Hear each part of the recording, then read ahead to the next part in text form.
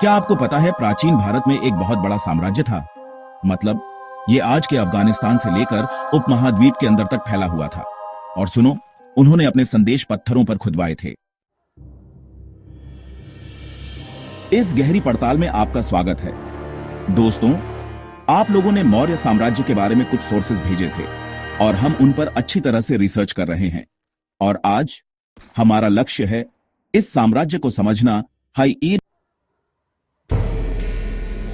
जैसे ये कहां से आया, ये कैसे उभरा, इसके पतन का क्या कारण था, सबसे बड़ी लड़ाइयां कौन सी थी, जैसे टर्निंग पॉइंट्स। ओह, और सेना, उनकी सेना के बारे में तो भूल ही नहीं सकते। और जाहिर है उनके शासन में रहना कैसा था, मतलब अच्छा बुरा, पूरी कहानी। हाँ, सोर्सेस कमाल के हैं। मतलब सबसे पहले तो ये बहुत कूल है कि हमारे पास कितने अलग अलग तरह के सबूत हैं पूरी मौर्य कहानी को जोड़ने के लिए। हमारे पास अद्भुत आर्कियोलॉजिकल फाइंड्स हैं, मतलब उनकी मूर्तियां तो बस माइंड ब्लोइंग हैं। और फिर हमारे पास मेगास्थनीज के फ्रैगमेंट्स हैं। वो एक यूनानी एम्बेसडर था जो असल में मौर्य दरबार में रहता था। फिर अर्थशास्त्र नाम का एक ग्रंथ है, लोग सोचते हैं कि इसे कौटिल्य ने लिखा था। इसके अलावा हमारे पास बौद्ध, जैन और पौराणिक परंपराओं के बाद के लेख हैं। और उस समय का संस्कृत साहित्य भी। लेकिन सबसे आश्चर्यजनक बात मुझे लगता है यह है कि हमारे पास खुद सम्राट अशोक के शब्द हैं, पूरे साम्राज्य में चट्टानों और स्तंभों पर खुदे हुए। हम प्राकृत, अरामाइक, यूनानी भाषाओं की बात कर रहे हैं, ब्राह्मी और खरोष्ठी लिपि में। और पता है इसमें समय लगा, लेकिन ये शिलालेख आखिरकार 1830 के दशक में जेम्स प्रिंसेप जैसे विद्वानों द्वारा डिसाइफर किए गए। तो ये साम्राज्य शुरू कहां से हुआ? किस चीज ने इस विशाल शक्ति को ऐसे अचानक उभरने दिया? खैर, इसे समझने के लिए हमें भारतीय इतिहास की बड़ी तस्वीर देखनी होगी। 4वीं शताब्दी ईसा पूर्व में मौर्यों का उदय यूं ही अचानक नहीं हुआ, पता है। 6वीं शताब्दी ईसा पूर्व में चीजें तेजी से बदल रही थीं। आपके पास शुरुआती राज्य और शहर उभर रहे थे, लोहे के औजार और हथियार आम होते जा रहे थे, और यहाँ तक कि पैसे के शुरुआती रूप भी चलन में आने लगे थे। ये महाजनपदों का समय था, 16 शक्तिशाली राज्य जो नियंत्रण के लिए होड़ कर रहे थे। और मगध इन 16 में से सबसे बड़ा विजेता था, है ना? बिल्कुल। 6वीं और 4वीं शताब्दी ईसा पूर्व के बीच उन्होंने वास्तव में दबदबा बनाया। और यह केवल संसाधन होने के बारे में नहीं था, ये इस बारे में था कि उनके शासकों ने उनका उपयोग कैसे किया। जैसे भूमि बहुत उपजाऊ थी, कृषि के लिए एकदम सही, इसलिए उनकी अर्थव्यवस्था मजबूत थी। और फिर उनके पास आज के झारखंड में लौह अयस्क के भंडार तक पहुंच थी, जिसका मतलब था बेहतर हथियार। साथ ही जंगल हाथियों से भरे हुए थे। उनकी सेना में एक शक्तिशाली जोड़ के बारे में सोचो, है ना? और फिर गंगा नदी और उसकी सहायक नदियां हैं, परिवहन और संचार के लिए अद्भुत। भूगोल ने उन्हें जरूर बढ़ावा दिया, लेकिन सिर्फ जगह से ज्यादा कुछ तो होगा, है ना? आपने बिल्कुल सही कहा। भूगोल महत्वपूर्ण था, लेकिन यह सब कुछ नहीं था। शुरुआती बौद्ध और जैन ग्रंथों ने वास्तव में इन महत्वाकांक्षी, मान लीजिए, प्रभावी राजाओं की भूमिका पर जोर दिया। बिंबिसार, अजातशत्रु और महापद्मनंद जैसे लोग, वे वास्तव में जानते थे कि सत्ता को कैसे मजबूत करना है। और निश्चित रूप से उनके सलाहकारों ने भी एक बड़ी भूमिका निभाई।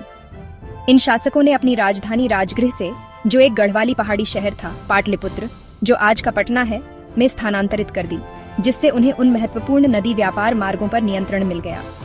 और इसी नींव पर चंद्रगुप्त मौर्य ने लगभग 321 ईसा पूर्व में चीजों को एक नए स्तर पर पहुंचाया। उन्होंने उत्तर पश्चिम में अफगानिस्तान और बलूचिस्तान में धकेल दिया, और बस मौर्य साम्राज्य का जन्म हुआ। और वे विस्तार करते रहे, खासकर अशोक के अधीन। उनके शासनकाल के दौरान प्रमुख टर्निंग पॉइंट क्या था?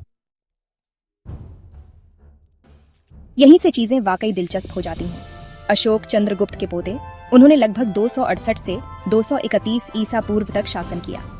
वह मौर्य इतिहास के सबसे महत्वपूर्ण व्यक्तियों में से एक हैं, इसमें कोई शक नहीं। और उनके और साम्राज्य दोनों के लिए एक प्रमुख टर्निंग पॉइंट अब के उड़ीसा के तट पर कलिंग की विजय थी। यह कलिंग युद्ध बहुत क्रूर था, मतलब अविश्वसनीय रूप से क्रूर। अशोक का अपना शिलालेख विनाश का वर्णन करता है।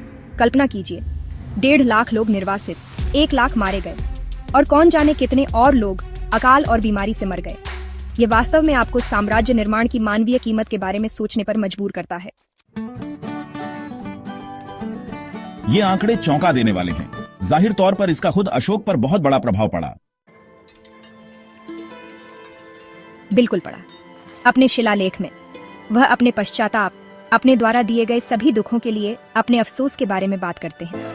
उन्होंने धम्म की ओर रुख किया, एक तरह का नैतिक ढांचा जिसमें बड़ों के प्रति सम्मान, उदारता, सभी के प्रति दया, यहाँ तक कि दासों और नौकरों के प्रति भी और धार्मिक सहिष्णुता पर जोर दिया गया था। सैन्य विजय से धम्म विजय की ओर यह बदलाव, यही बड़ा टर्निंग पॉइंट है। इसने न केवल अशोक के लिए बल्कि पूरे मौर्य साम्राज्य के लिए उसके बाद आने वाली हर चीज को आकार दिया। तो इतने बड़े साम्राज्य को चलाने के लिए इस बदलाव से पहले और बाद में उनके पास एक अद्भुत सेना होनी चाहिए थी। मौर्य सेना के बारे में हमारे सोर्सेज हमें क्या बता सकते हैं? ओह हाँ, वे एक ऐसी ताकत थे जिससे रेकन किया जाता था। इतनी सारी जमीन को नियंत्रित करना, उन व्यापार मार्गों को खुला रखना, उन्हें एक गंभीर सैन्य मशीन की जरूरत थी। और मेगस्थनीज, वह यूनानी राजदूत, वह हमें पर्दे के पीछे की एक झलक देता है। वह एक युद्ध कार्यालय के बारे में बात करता है जिसमें 6 भागों वाली समिति होती है। मतलब ये लोग ऑर्गेनाइज्ड थे। उनके पास हर चीज के लिए उपसमितियां थीं। नौसेना, रसद, हम बुलेट कार्ट, भोजन, चारा की बात कर रहे हैं। उन्हें सैनिकों का समर्थन करने के लिए नौकरों और कारीगरों की भी भर्ती करनी पड़ी। और फिर जाहिर है, लड़ने वाली सेनाएं, पैदल सेना, घुड़सवार सेना, रथ और बड़ी तोपें, हाथी। ऐसा लगता है कि प्राचीन भारतीय युद्ध में हाथियों ने महत्वपूर्ण भूमिका निभाई। ओह हाँ, वे प्राचीन दुनिया के टैंक जैसे थे। मतलब यूनानियों ने दावा किया कि मौर्य सेना में लगभग 6 लाख पैदल सैनिक, 30,000 घुड़सवार और 9,000 हाथी थे। अब इतिहासकार उन सटीक संख्याओं पर बहस करते हैं, लेकिन अर्थशास्त्र इसमें इस बारे में विस्तार से बताया गया है कि उन्होंने युद्ध के लिए हाथियों को कैसे पकड़ा और प्रशिक्षित किया। उनके पास विशेष वन रक्षक, प्रशिक्षक थे और यहाँ तक कि जंगली हाथियों को पकड़ने में मदद करने के लिए मादा हाथियों का भी इस्तेमाल करते थे। ये आपको दिखाता है कि वे हाथियों पर कितना निर्भर थे और उनका उपयोग करने के बारे में वे कितने व्यवस्थित थे। तो हमने साम्राज्य को उठते देखा है और हमने उनकी सैन्य शक्ति देखी है, लेकिन वास्तव में मौर्य साम्राज्य में रहना कैसा था? क्या उनके शासन के अच्छे और बुरे पहलू थे, खासकर इसके चरम पर? यही तो $1 मिलियन क्वेश्चन है ना? ठीक है, अच्छी बात यह है कि अशोक ने वास्तव में धम्म के इस विचार को आगे बढ़ाया है और हम इसे हर जगह देखते हैं। उनके शिलालेख आधुनिक पाकिस्तान से लेकर आंध्र प्रदेश तक फैले हुए हैं। इससे पता चलता है कि वह साझा मूल्यों के साथ इस विशाल विविध साम्राज्य में किसी प्रकार की एकता बनाने की कोशिश कर रहा था। और यह आकर्षक है कि कैसे ये शिलालेख स्थानीय प्राकृत में और कुछ क्षेत्रों में अरामाइक और यूनानी में भी लिखे गए थे। उन्होंने ब्राह्मी और खरोष्ठी लिपि का प्रयोग किया। यह आपको दिखाता है कि कैसे पुरालेख शास्त्र राज्य का एक उपकरण बनता जा रहा था और कैसे साम्राज्य ने अपनी बहुभाषी आबादी को मान्यता दी। अशोक के पास धम्म महामात्र नामक ये अधिकारी भी थे। वे धम्म राजदूत जैसे थे, संदेश फैलाना और यह सुनिश्चित करना कि लोग इसका पालन करें। साथ ही उनके 5 प्रमुख राजनीतिक केंद्र थे: पाटलिपुत्र, तक्षशिला, उज्जैनी, तौसली और सुवर्णगिरी। यह एक संगठित प्रशासनिक ढांचे की तस्वीर पेश करता है।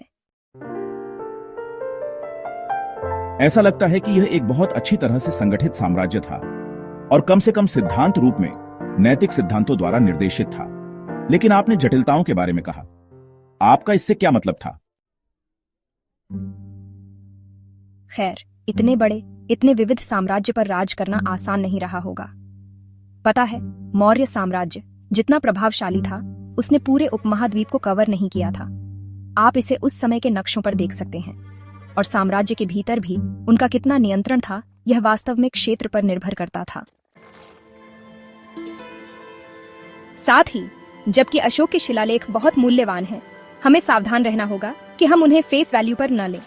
जैसे जब वह कहता है कि पहले के शासकों के पास रिपोर्ट प्राप्त करने की कोई व्यवस्था नहीं थी, तो शायद वह बस खुद को अच्छा दिखाने की कोशिश कर रहा था, पता है। और दूसरी बात यह है कि ये शिलालेख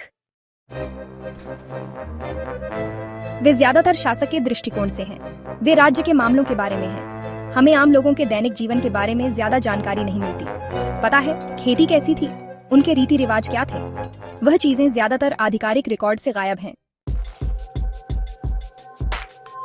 तो ऐतिहासिक रिकॉर्ड थोड़ा बायस्ड है, एलीट पर केंद्रित है, लेकिन यह शक्तिशाली साम्राज्य अंततः गिर गया है ना? इसे किसने गिराया? गिर गया। दूसरी शताब्दी ईसा पूर्व तक चीजें उलझने लगी थीं।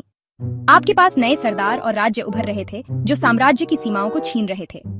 सोर्सेज वास्तव में मौर्य साम्राज्य के पतन के बारे में बात करते हैं और वे अंतिम मौर्य राजा बृहद्रथ का उल्लेख करते हैं।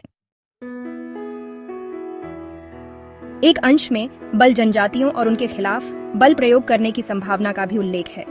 इससे पता चलता है कि साम्राज्य के भीतर कुछ अस्थिरता रही होगी, सीमाओं पर उनके अधिकार के लिए कुछ चुनौतियां। ऐसा लगता है कि कई कारकों के संयोजन से उनका पतन हुआ। आंतरिक कमजोरियां, इन नई शक्तियों का दबाव और शायद इतने बड़े विविध क्षेत्र को नियंत्रित करने में कठिनाई। लगभग 150 साल बाद यह खत्म हो गया। तो हमने मौर्य साम्राज्य को चंद्रगुप्त के अधीन शुरू होते इसके विस्तार और कलिंग युद्ध के बाद अशोक के अधीन उस बड़े बदलाव से इसके अंतिम पतन तक देखा है। इसने वास्तव में उपमहाद्वीप पर अपनी छाप छोड़ी। बिल्कुल, मौर्य साम्राज्य का अध्ययन हमें इस बात की बहुत अच्छी जानकारी देता है कि शुरुआती राज्य कैसे बने, विविध आबादी को नियंत्रित करने की चुनौतियां।